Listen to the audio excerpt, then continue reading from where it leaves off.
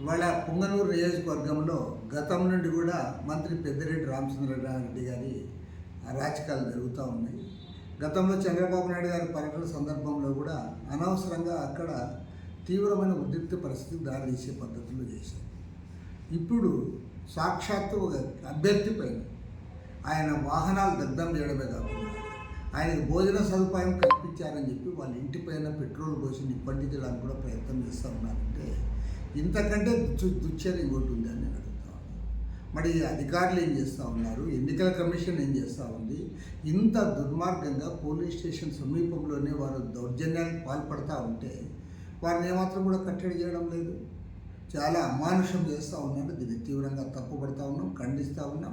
దీన్ని అవకాశంగా తీసుకొని లేదా దీన్ని ఆదర్శంగా తీసుకొని మరికొన్ని చోట్ల కూడా వైసీపీ అభ్యర్థులు రెచ్చిపోయే అవకాశం ఉంది. ఎన్నికల కమిషన్ సకాలంలో స్పందించి తక్షణమే కఠినమైన చర్యలు చేపట్టాలని చెప్పి సిపిఐ తరఫున డిమాండ్ చేస్తాం.